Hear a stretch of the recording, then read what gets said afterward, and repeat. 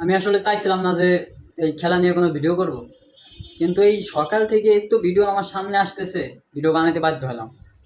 কিছু কিছু বোকা আছে না, যে মানে নিজের দল হাইরে গেছে, এখন সে অন্য দলের সাপোর্ট তো নিবেই। আর তুমি যেই দল সাপোর্ট করো ওই দল হাইরে গেছো মানে তুমি চুপ করে থাকো, তোমার অন্য দলে সাপোর্ট নেওয়া মানে কি? তাহলে তুমি শুরু থেকে ওই দলই সাপোর্ট নিতা। আবার এখন নতুন করে বানাই দিচ্ছ মুসলিম রাষ্ট্র না সাপোর্ট করে ইহুদি রাষ্ট্র সাপোর্ট করছে।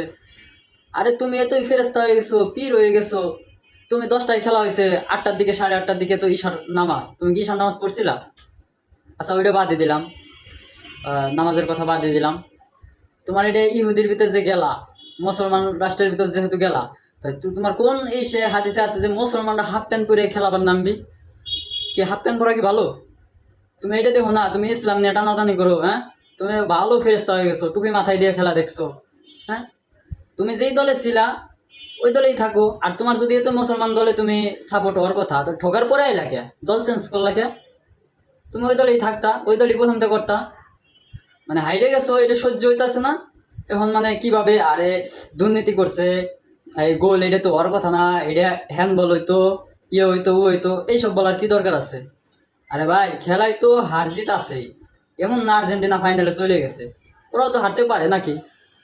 তো চুপ করে থাকো। এরকম মানে তোমাকে কাজ হয়েছে টিকটক বানাইছে কি লাইগা? ফানি ভিডিও করার জন্য তোমরা এই জন্য যুদ্ধ শুরু করে দিছো। এটা হইলো ব্যাপারটা? মানে এত পরিমাণে ভিডিও আইছে আমার সামনে, ফেসবুকে, ইউটিউবে, তারপর টিকটকে, যেখানে ঢুকি তোমাকে জ্বালায় আর শান্তি নাই। ঝামেলা ঝামেলা ঝামেলা।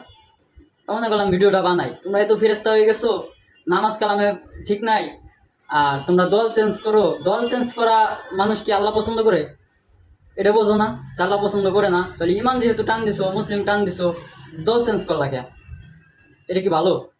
আর আসলে এই ভিডিও বানাইতে চাইছিলাম না, কারণ গোলটা আর্জেন্টিনারই। আর এই গোলটা ঠিক হয় নাই, কারণ যে ফাউলটা ধরছে ফাউলটা প্রথমে কিন্তু আর্জেন্টিনা এই গেঞ্জিটা টান দিছিল, তারপরে মিশরের লোক টান দিছে। তো ফাউল হলে দুইজনেরই হওয়া দরকার। রেফারি এই জায়গায় অনেক বড় ভুল করে লাইছে, কারণ রেফারির ভিতরে হয়তো কোনো চালাকি ছিল। সে মানে আর্জেন্টিনার সাপোর্টার ছিল এরকম কিছু হয়তো, এদিকে টানছে আর কি। আসলে আমি আর্জেন্টিনার সাপোর্টার হয়েও আমার কাছে খারাপ লাগতেছে, কারণ খেলায় কষ্ট করে খেলায় জিতো, সেটা ঠিক আছে, কিন্তু দুর্নীতি করে জেতা এটা আসলে আমিও মানতে পারতেছি না।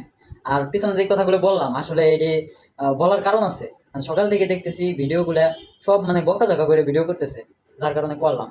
আর আমার ভিডিও থেকেও খারাপ মাইন্ডে নিয়েন না, আর খারাপ উদ্দেশ্যে আমি ভিডিওটা করি নাই। যারা করছে তাদের গায়ে লাগুক, আমি এটা চাই। কিন্তু যারা এমনি ভিডিও স্ক্রল করতেছেন দেখতেছেন তারা মাইন্ডে কিছু নিয়েন না।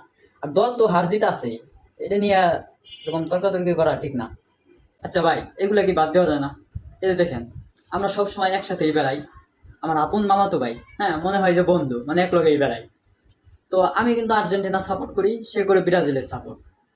আমাদের ভিতর যেমন কোনো ঝামেলা নাই। দেখেন, আমার যে যেদিন মানে আমার সাপোর্টাররা জিতে যায়, সে এসে কি বলে যে ভাই জিতে গেলা, ট্রিট দাও।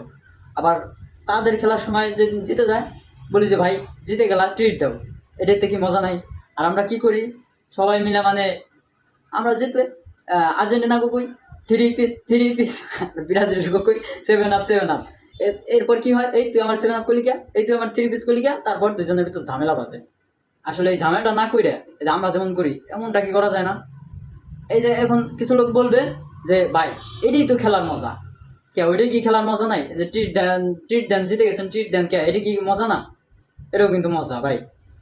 এখন আপনার ভিতর আছে ভাই কি বলবো, আসলে এভাবে মিলে চলাটাই ভালো। এই খেলাটা কয়দিন থাকবে? আমি ওর সাথে ঝামেলা করলাম, খেলার শেষে কি হইলো? আমাদের ঝামেলা কিন্তু থাইকে যাবে।